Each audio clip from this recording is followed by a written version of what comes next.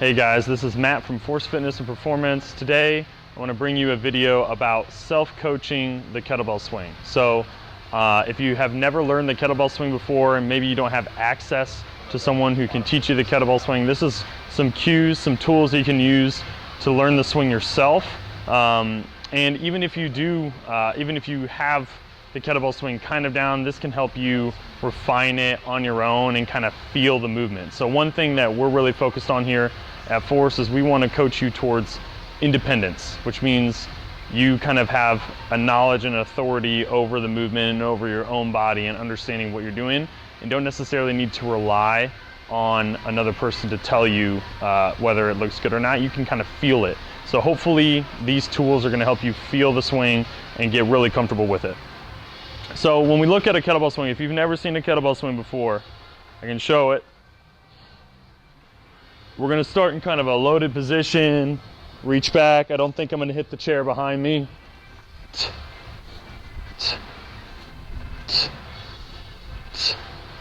Okay. Essentially that's the swing. It's a dynamic hip hinge. It's a hip thrust going forward where everything stays integrated from my shoulders to my hips. And it resembles to me a lot like a broad jump. Okay, to me that's what it really looks like. So if we think about a broad jump, when most people struggle with the swing, it's because it's getting down low or squatty swing. But when we jump, I load my hips and arms straight back. My eyes are slightly up because I'm looking at the target I want to go to. Then I jump forward. Okay, that's really what the kettlebell swing is kind of mimicking. And if you want to improve your broad jump, this is a great way to do it.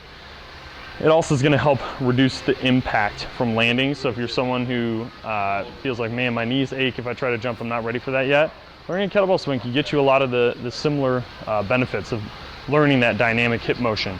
So where do we start? We have that idea of the broad jump in our mind, and we can actually practice the broad jump. I can start tall. My feet are going to be right under my hips because that's where I'm strongest. So if you start here and load back, kind of mimic that a couple times, just feel how that motion feels to you. Does it feel smooth? Is there anything that's tight or maybe uncomfortable in that position? Then try it wide. How does that feel by comparison? Do you feel like you could be strong and powerful there? Okay, probably not. I think most people are going to find that right here is where they feel the best. Okay. The second piece of this is making sure you know the top and the bottom position really well. So my top position of the swing is really just standing up nice and tall. And you say, well, I think I know how to stand up tall. But it's once you have that weight in your hands, it can get funky. So a couple of things we can practice are starting off in a kneeling position and just pushing through to where I feel really stacked through my knees, hips, shoulders, all the way up and back down. And again, I'm not necessarily concerned how this looks right now. I just want you to feel what it feels like to open up your hips and get tall. I want this to be something that you feel comfortable doing. Okay. Another way to check the tall position, a lot of times when people stand up, they stand straight up, right? And that's the same thing we want on the kettlebell swing. We want you to go from here to straight up, not further back. We don't want to lean into it at all. Okay. So that will help you feel where that point of straight up and down is and not go any further. The second piece that we really need to learn well is the bottom position, the back of the swing. Okay, this is a place where it can get funky, where we might not be aware and we're kind of rounded or we're squatty or we're not really using the hips. We're kind of using the knees to pump in and out. So really simple drill we can do is just place our hands behind our hips like we got a little handcuff position. Set up in that position that you felt like your feet felt most comfortable in, you felt strong. And I'm just gonna push my hips through my hands. As soon as I feel a little bit of tension here, I feel kind of solid. If I go any lower, I feel like I'm gonna round. I'm gonna stop and come right back up. Push the hands back. As soon as I can't push the hands back any further, come right back up. Now I can push the hands back and then switch my hands from behind my butt to up as high as I can on the inside of my thigh. That's the bottom position of my swing every single time. So we have the broad jump. We know what that motion is going to feel like. It's going to feel like I'm reaching back and swinging out and reaching out. I have my top position and my bottom position. My top position, I'm integrated, I'm standing up, not back or forward. And in my bottom position, I've pushed my hands back, my hips back, I'm loaded. Now I want to see, can I translate those two positions into my broad jump and then eventually into my swing? So I'm going back and up, back and up. Do I feel tall? Use those positional awareness drills to help you out. Now it's time to start making this more dynamic. So you might not be ready for weight yet, that's okay. We can just do this body weight in and out, adding a little bit of speed. Or if you feel ready for weight, I think I got my microphone still, okay? If you feel ready for weight, we recommend you start light, somewhere between 8 and 12 kilos. You maybe go up to a 16 kilo if you feel comfortable, which is what I have here. And do a couple swings. So get set up, find your position, okay? I'm gonna reach out. I wanna hike the kettlebell back like a football, and then I'm gonna stand up just like a broad jump.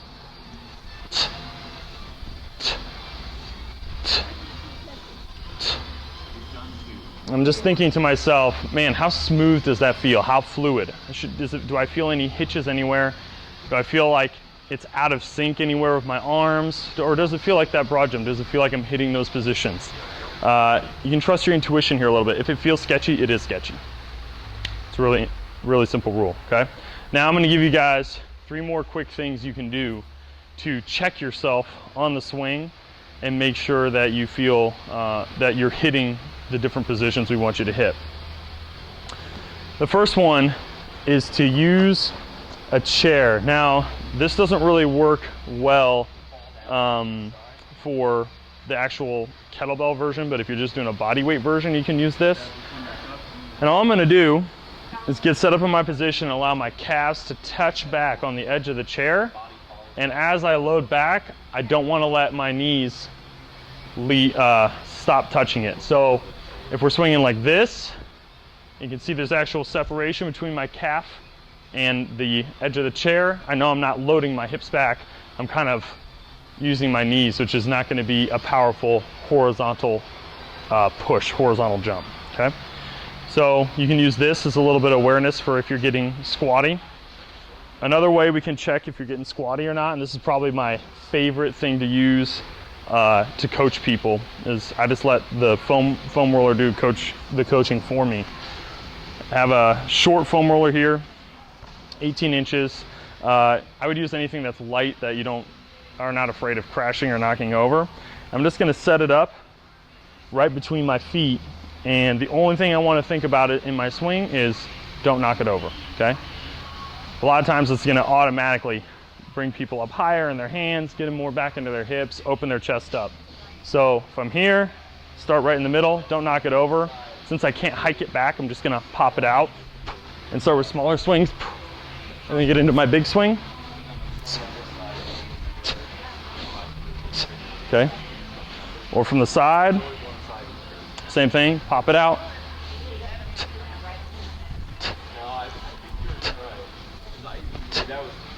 Now I'm not worried about it unless I hear that I've knocked it over. Then I know, okay, maybe something is off there and I can adjust my form. It just brings that extra awareness, okay?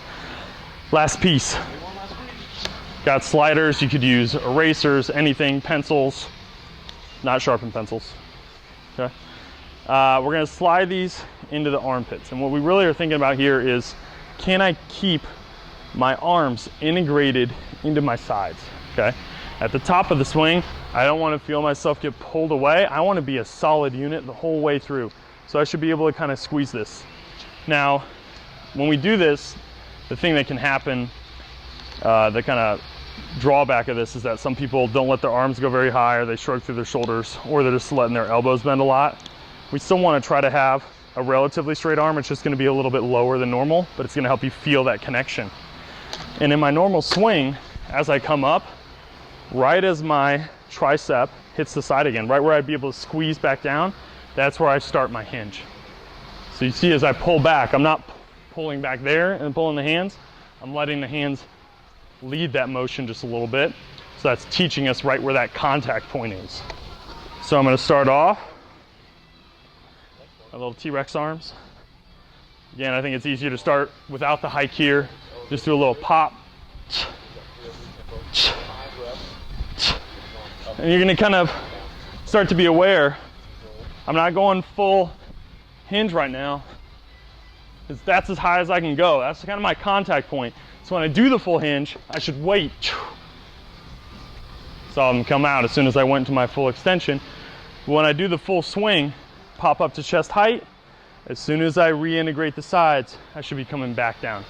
Another thing you can think of, there's lots of cues here, is breaking the bar. So if I'm squeezing the bar and breaking it in, that can help me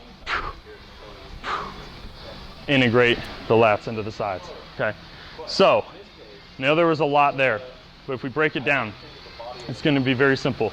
I want to be aware of what my top position is, what my bottom position is, and what the movement feels like. The top position we can practice by doing our stand-up drills, our hinge drills. Bottom position we can practice by pushing the hips back through the hands and memorizing there.